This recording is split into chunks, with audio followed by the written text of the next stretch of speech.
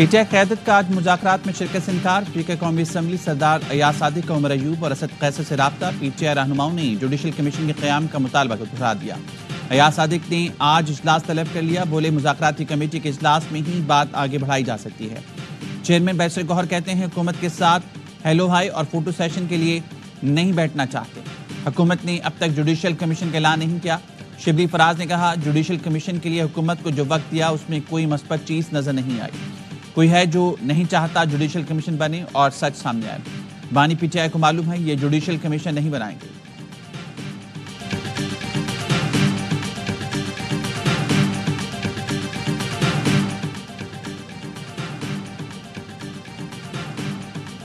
مذاکرات سے گریز غیر جمہوری رویہ ہے جس کے نتیجے میں کشیدگی بڑھتی اور قومی یکجہتی کی فضا متاثر ہوتی ہے۔ وزیراعظم شہباز شریف کا کہنا ہے پاکستان کو ہنگاموں، محاذرائی اور تصادم کی نہیں مفاہمت کی ضرورت ہے۔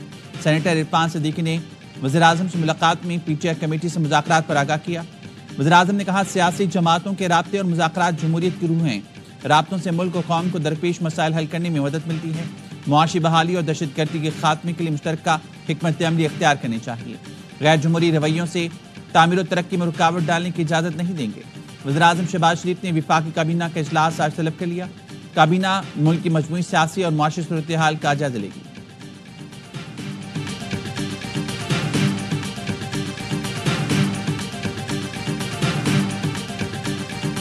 کوئی مذاکرات بھی نہیں جائیں گے۔ ایک تو انہوں نے وعدہ کیا تھا کہ منڈے کو اس کی ملاقات کروائی جائے گی، تو ایک حکومت اتنی بیچار ہو، لاچار ہو کہ وہ ملاقات ارینج نہیں کر سکتی۔ حکومتی کمیٹی نے پیر کو بانی سے ملاقات کرانے کا وعدہ کیا تھا۔ حکومت اتنی لاچار ہے ملاقات تک نہیں کرا سکتی۔ پی ٹی آئی رہنما اسد قیصر کی پروگرام آف دی ریکارڈ میں گفتگو، کہا حکومت کی مذاکراتی کمیٹی کے ساتھ ملاقات نہیں کریں گے۔ شیخ وقاص اکرم کہتے ہیں پی ٹی آئی احتجاج کے عمل سے باہر نہیں آئی، بس پوزیشن تھوڑی تبدیل ہوئی۔ کیا حامد رضا کے گھر پر چھاپا بانی پی ٹی آئی نے پڑوایا ہے؟ 8 فروری کو یوم سیاہ منائیں گے، پختونخوا میں جلسہ ہوگا۔ احسن اقبال نے کہا پی ٹی آئی کی کوشش تھی کیس کا فیصلہ ہونے سے پہلے این آر او مل جائے۔ بانی پی ٹی آئی کے وکلا نے عدالت میں کیوں نہیں کہا کہ دستاویز کھول دیں؟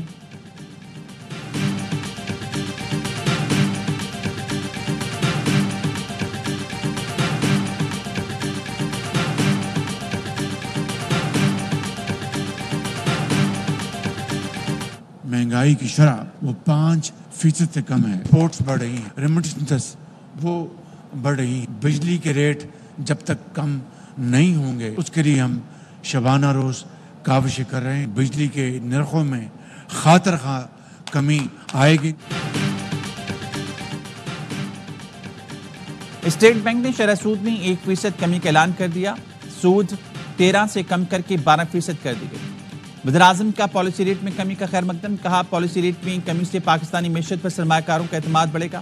اسلام آباد میں بین الاقوامی معیار کے ہوٹل کی افتتاحی تقریب سے خطاب میں کہا ملک کی برآمدات اور ترسیلات زر میں اضافہ ہو رہا ہے، پاکستان اپنے پاؤں پر کھڑا ہوگا، چند ماہ میں بجلی کے نرخ خاطر خواہ کم ہوں گے۔ اس وقت آئی ایم ایف کی مجبوری ہے، پورے یقین ہے یہ آئی ایم ایف کا آخری پروگرام ہوگا، میرا بس چلے تو ٹیکس ریٹ 15% کم کر دوں۔ وزیراعظم نے بتایا پی آئی کی نجکاری کے لیے ایک اور کوشش کر رہی ہیں، اس بار مقامی سرمایہ کار مدعو کیے جائیں گے۔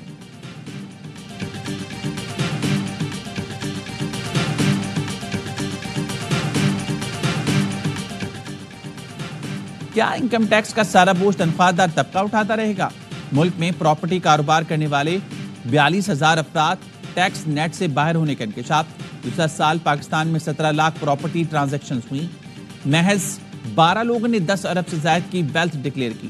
جولائی تا دسمبر 7.5 لاکھ افراد نے پراپرٹی ٹرانزیکشنز کی، ان میں سے 5 لاکھ نے ٹیکس ریٹرن تک نہ بھرے۔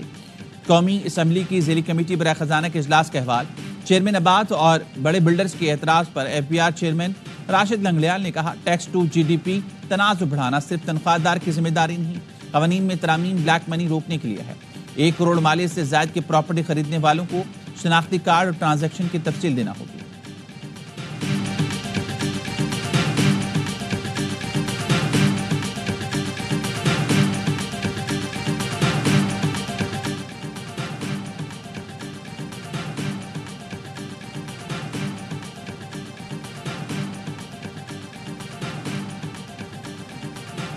وفاقی کابینہ کا FBR کو 1087 گاڑیوں کی خریداری کی اجازت کا انکشاف۔ FBR نے پہلے مرحلے میں 1010 نئی گاڑیوں کی خریداری شروع کر دی۔ 1300 CC گاڑیاں افسران کے دفتر استعمال میں ہوں گی۔ FBR کو ECC اور کفایت شعاری کمیٹی بھی اجازت دے چکی۔ سینٹ اجلاس میں آج FBR کو گاڑیوں کی خریداری کا معاملہ پھر اٹھایا جائے گا۔ سینٹر فیصل واوڈا توجہ دلاؤ نوٹس پیش کریں گے۔ اجلاس صبح 11:30 بجے ہوگا۔ جسٹس منصور شاہ نے ایڈیشنل رجسٹرار کے خلاف توہین عدالت کیس کا فیصلہ سنا دیا۔ نذیر عباس کو جاری شو کاز نوٹس واپس لے لیا گیا۔ جسٹس منصور علی شاہ نے فیصلہ سنایا کہ ججز کمیٹیوں کو زیر سماعت مقدمہ بینچ سے واپس لینے کا اختیار نہیں۔ بعد نظر بھی توہین عدالت کی کارروائی ججز کمیٹیوں کے خلاف ہوتی ہے۔ Chief justice Pakistan full court تشکیل دے کر معاملہ دیکھیں۔ ایڈیشنل رجسٹرار نے جان بوجھ کر توہین عدالت نہیں کی، ان کی کوئی غلطی نہیں۔ نذیر عباس کی وضاحت قبول کر کے توہین عدالت کی کارروائی ختم کرتے ہیں۔ دار اختیار سے متعلق مرکزی کیس فروری کے پہلے ہفتے میں مقرر کرنے کی ہدایت۔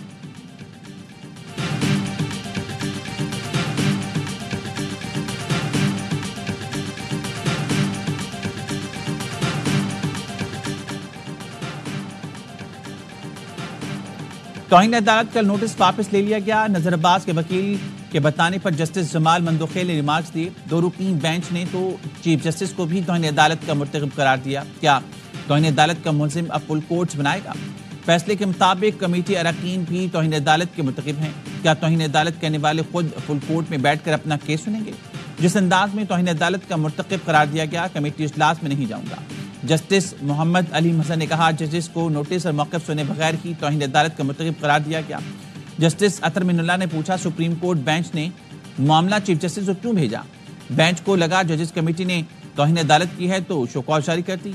جسٹس مسرت ہلالی نے کہا خدا نخواستہ اس وقت ہم سب بھی توہین عدالت تو نہیں کر رہے۔ سپریم کورٹ نے نذیر عباس کی انٹرا کورٹ اپیل واپس لینے پر نمٹا دی۔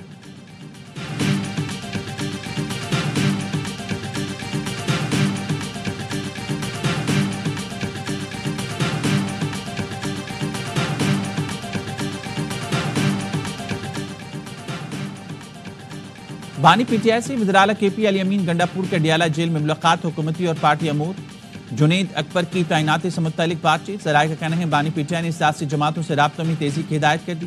علی امین گنڈاپور اور بانی پی ٹی آئی کے درمیان ملاقات 3 گھنٹہ جاری رہی۔ پی ٹی آئی KP کے صدر جنید اکبر خان کہتے ہیں ادارے ہم سے بات کریں تو اس میں شرم کی بات کیا ہے؟ خواہش ہے کہ اسٹیبلشمنٹ سے بات ہو، فاصلے کم ہوں، ایک طرف مذاکرات اور دوسری طرف چھاپے، غلط فہمی میں نہیں رہنا، دباؤ ڈال کر ہم سے کچھ منوا لیا جائے گا۔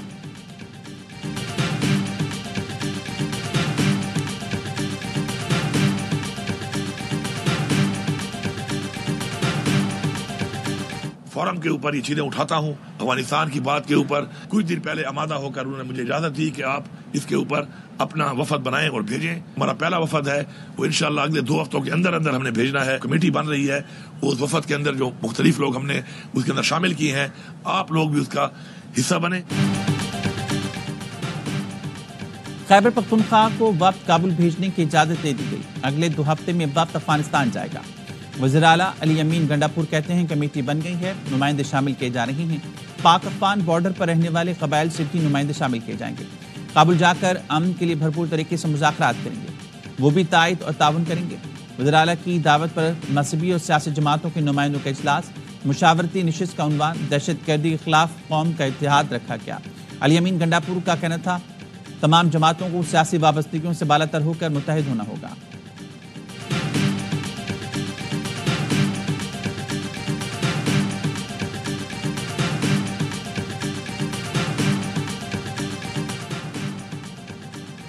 سینٹ کی قائمہ کمیٹی نے پیکا ایکٹ میں متنازع ترمیم بل کی منظوری دے دی۔ JUI کے کامران مرتضی اور صحافی تنظیموں نے بل کی مخالفت کی۔ چیئرمین کمیٹی کا کہنا تھا صحافی تنظیموں کو سفارشات تحریری طور پر رکھنی چاہیے تھیں۔ سینیٹر عرفان صدیقی نے کہا بل کی روح سے اتفاق ہے، سوشل میڈیا پر فیک نیوز کی بیماری کا علاج ضروری ہے۔ قانون کا رخ صحافیوں کی طرف ہوا تو ہم صحافیوں کے ساتھ کھڑے ہوں گے۔ بیرسٹر علی ظفر بولے اظہار رائے کا حق ختم کر دیں تو ملک میں جمہوریت ختم ہو جاتی ہے۔ حکومت نے ٹریبونل میں بھی اپنا کنٹرول متنازع پیکا ایکٹ کے ذریعے قائم کیا۔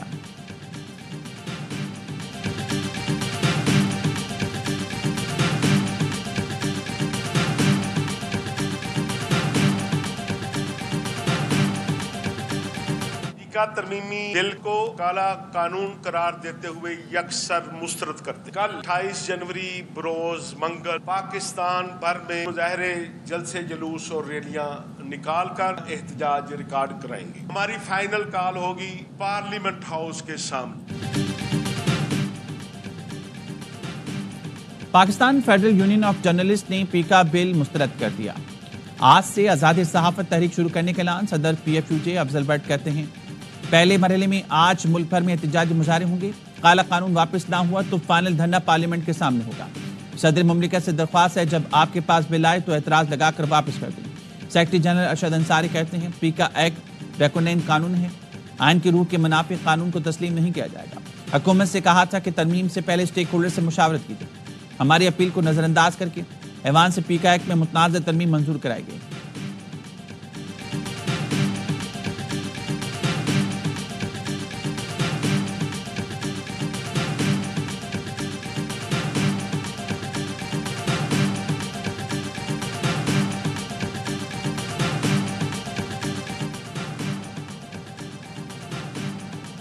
सिंध में करप्शन और जमीनों पर कब्जे की शिकायतें बढ़ने लगी।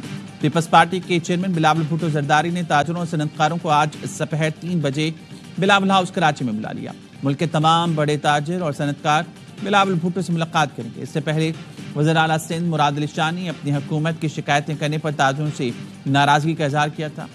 कहा था ऐसे बयान सिर्फ हेडलाइंस में देने के लिए दिए जाते हैं।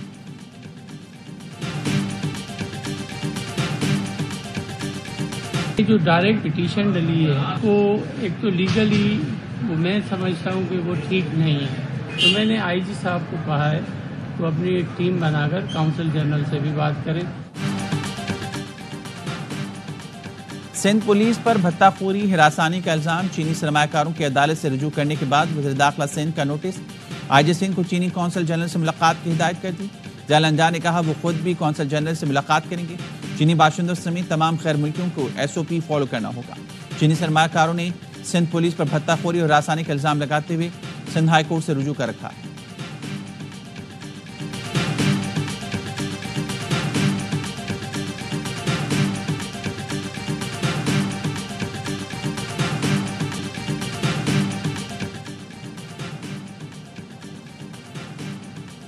सुप्रीम कोर्ट में 8 नए जजेस की तकरीर के लिए जुडिशियल कमीशन का इजलास तलब।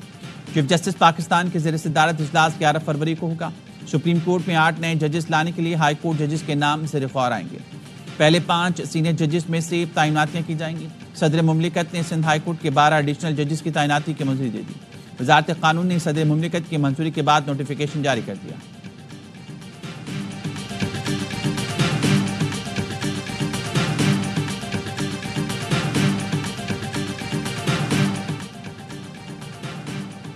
सेनेट कायम कमेटी IT एंड टेलीकॉम ने डिजिटल नेशन पाकिस्तान बिल 2025 मंजूर कर लिया।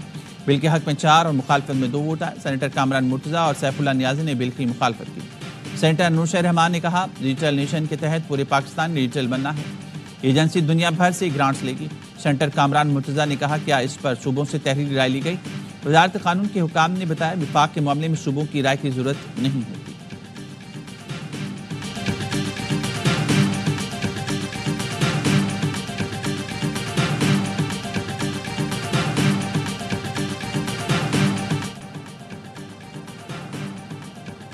£190 मिलियन केस में सजा के खिलाफ बानी पीछे और एहलिया ने इस्लामाबाद हाई कोर्ट से रुजू कर लिया। 17 जनवरी का फैसला कलअदम करार देने और दोनों को बरी करने की सजा। बानी की GHQ हमला केस में बरियत की दरख्वास्त खारिज। इंसदाद दहशतगर्दी अदालत ने प्रोसिक्यूशन के दलाल के बाद दरख्वास्त खारिज की। प्रोसिक्यूटर ने दलाल में कहा मुकदमे का ट्रायल शुरू हो चुका है, बरियत की दरख्वास्त नाकाबिल समाअत है।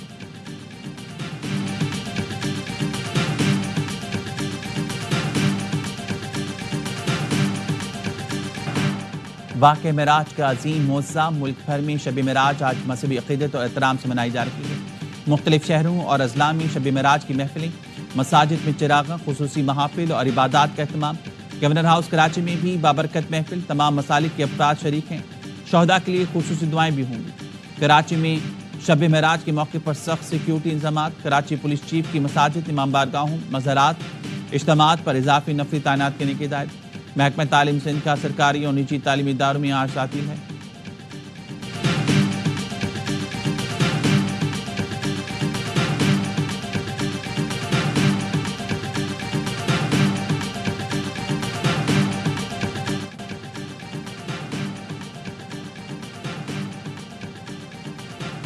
غزہ میں 15 ماہ سے بچھڑے پیاروں کی ملاقات کے جذباتی مناظر، ہزاروں فلسطینی وادی غزہ کے راستے پیدل اپنے گھروں کو لوٹنے لگے۔ در در بھٹکنے والوں نے جب اپنے گھروں کی راہ لی تو چہرے خوشی سے چمک اٹھے۔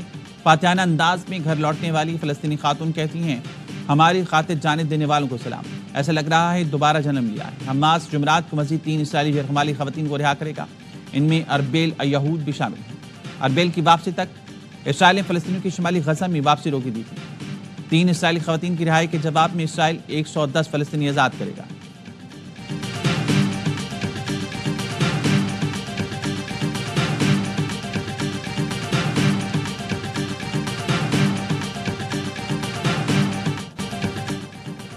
چیمپئنز ٹرافی کے لیے ٹکٹس کی فروخت آج سے شروع ہوگی۔ آئی سی سی کا کہنا ہے متحدہ عرب امارات میں ہونے والے میچز کے ٹکٹس کا اعلان بعد میں کیا جائے گا۔